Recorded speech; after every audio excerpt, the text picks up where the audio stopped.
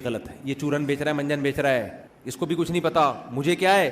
اور کمال کی بات یہ کہ جو فقہا کی طرف لا رہا ہے اس کو فرقہ پرست کہہ دیا.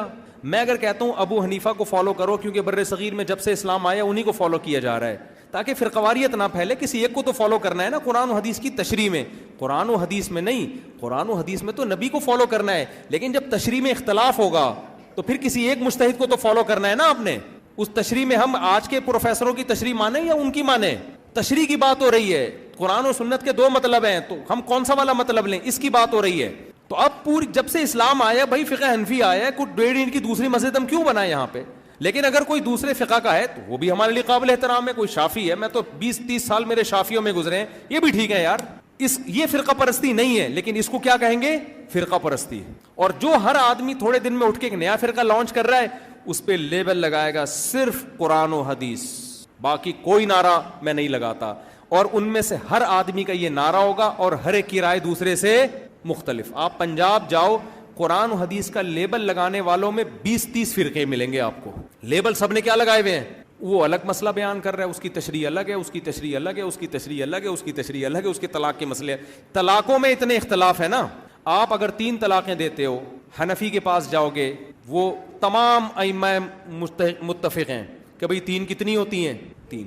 امام شافعی سے پوچھو گے ان کی قرآن و حدیث کی تحقیق ہے 3 کتنی ہوتی ہیں؟ 3 ہوتی ہیں. امام مالک سے پوچھو گے ان کی قرآن و حدیث کی تحقیق ہے 3 کتنی ہوتی ہیں؟ 3 ہوتی ہیں. امام مالک سے پوچھو گے ان کی جو جتنے بھی فقہا شاگرد سب کہتے ہیں 3 کتنی ہوتی ہیں؟ 3. آپ ان چاروں مکاتب فکر سے ہٹ کے دیکھو, ادھر آپ جاؤ گے نا وہ کہے گا 3 ہوتی ہیں. اہل حدیثوں میں ایسے ہیں جو آپ کو کہیں گے 3 کتنی ہوتی ہیں اکٹھی؟ 3. یہ والے اہل حدیث کے پاس جاؤ گے یہ کہے گا 3 1 ہوتی ہے. یہ والے کے پاس جاؤ گے وہ کہے گا 1 بھی نہیں ہوتی اگر پہلی دے کے رجوع نہیں کیا. یہ والے کے پاس جاؤ گے وہ کہے گا اگر حالت حیض میں دی ہے تو پھر اس میں بھی 2 رائے ہیں کہ وہ 1 بھی نہیں ہوئی ہے, دوسرا کہے گا نہیں 1 تو ہو گئی ہے. یہ والے کے پاس جاؤ گے وہ کہے گا اگر پاکی کے ایام میں ہم بستری کر کے دیے تو 1 بھی نہیں ہوئی ہے, ہم بستری کیے بغیر دیے تو پھر ہو گئی ہیں. اتنی آرا ملیں گی, اتنی آرا, اور ہر آدمی کہے گا میں صرف قرآن و حدیث کے مطابق فتویٰ دیتا ہوں, میں نہیں مانتا ابو حنیفہ کیا کہتے ہیں, شافعی کیا کہتے ہیں. نہیں یاری میرا خیال ہے بات سمجھ. تو میرے بھائی اس سے فرقہ واریت کم نہیں ہو رہی, فرقہ واریت معذرت کے ساتھ بڑھ رہی. میرے پاس بچپن میں ایک صاحب آئے, مجھے کہنے لگے کہ کیا 4 مکاتب فکر بنائے ہوئے حنفی مالکی شافعی. ہم نے کہا ہم نے نہیں بنائے, تو قدرت کی طرف سے بن گئے, ٹھیک ہے نا. یہ بڑے بڑے محقق تھے, انہوں نے ریسرچ کی تو امت نے انہی کی ریسرچ کو مان لیا, اور 5 بھی کوئی ریسرچ چلی نہیں تو بس پوری امت کس پہ جمع ہو گئی؟ اسی پہ. اب مزید کوئی 5واں نہ بناؤ, انہی کو چلنے دو. انہوں نے کہا نہیں یہ اتحاد نہیں ہے, یہ اختلاف ہے, ایک حنفی ایک شافعی ایک مالکی, ہم یہ اختلاف ہم نہیں مانتے. میں نے کہا پھر آپ اس کو کیسے ختم کرنا چاہتے ہیں؟ کہتے ہیں ہم کہتے ہیں قرآن و حدیث پہ آ جاؤ. کس پہ آ جاؤ؟ چھوڑو ابو حنیفہ نے کیا کہا, شافعی نے, قرآن و حدیث پہ آ جاؤ. میں نے کہا چلو بہت بہترین بات کی آپ نے. میں نے کہا ہم جب قرآن و حدیث پہ آئیں گے تو کیا اس کی تشریح میں اختلاف نہیں ہوگا؟ یہاں وہ ماتھا اس کا ٹھنکا, کیونکہ وہ یہ نہیں کہہ سکتا تھا کہ نہیں ہوگا, کیونکہ ہے, میں تو پریکٹیکلی دکھاتا. تو اس نے کہا کہ اختلاف تو ہوگا مگر یہ والا اختلاف کم ہو جائے گا, 4 کم از کم سمٹنا شروع ہو جائیں گے. میں نے کہا آپ یہ مانتے ہو کہ ان چاروں مجتہدین نے قرآن و حدیث کو جانتے بھی تھے اور میں اور آپ سے زیادہ سمجھتے بھی تھے؟ انہوں نے کہا بالکل. میں نے کہا انہوں نے جب قرآن و حدیث پہ ریسرچ کی ہے, ان کے تو 4 فرقے بن گئے جس کو آپ فرقہ کہہ رہے ہو, اور 1 ارب 22 کروڑ مسلمان جب ڈائریکٹ ریسرچ کریں گے تو یہ 4 سمٹ کے ایک نہیں بنیں گے, 1 ارب 22 کروڑ فرقے بنیں گے. سمجھ میں آ رہی ہے بات کہ نہیں آ رہی؟ یہ 4 سمٹ کے ایک نہیں ہونے والے, 1 ارب 22 کروڑ 1 ارب 22 کروڑ مسلمان اگر ہیں تو اتنے. میرے جب سے لوگوں نے بیان سن رہے ہیں نا 4 شادیوں اور بچے پیدا کرنے والے, اب 2 ارب ہو چکے ہوں گے. یہ 1 ارب 22 کروڑ اس وقت تھے جب ہمارا 4 شادیوں والا بیان مارکیٹ میں لانچ نہیں ہوا تھا. اب جب سے یہ بیان پھیلا ہے تو اب 1 ارب 22 کروڑ, اب تو یونائٹڈ نیشن گنتے تھک گئی ہے یار. گنتی مکمل ہونے سے پہلے 10-20 کروڑ اور آ جاتے ہیں مارکیٹ میں. اسپیڈ بڑھ گئی نا مسلمانوں کی.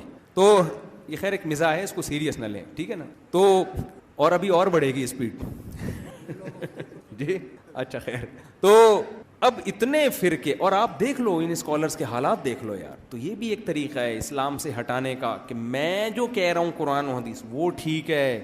بھائی ہر چیز کا ایک پراپر علم ہوتا ہے, اس پروسیس سے گزرے بغیر کوئی بھی اس میں ایکسپرٹ نہیں ہوتا. لہذا آپ کو دین علماء ہی سے سیکھنا پڑے گا.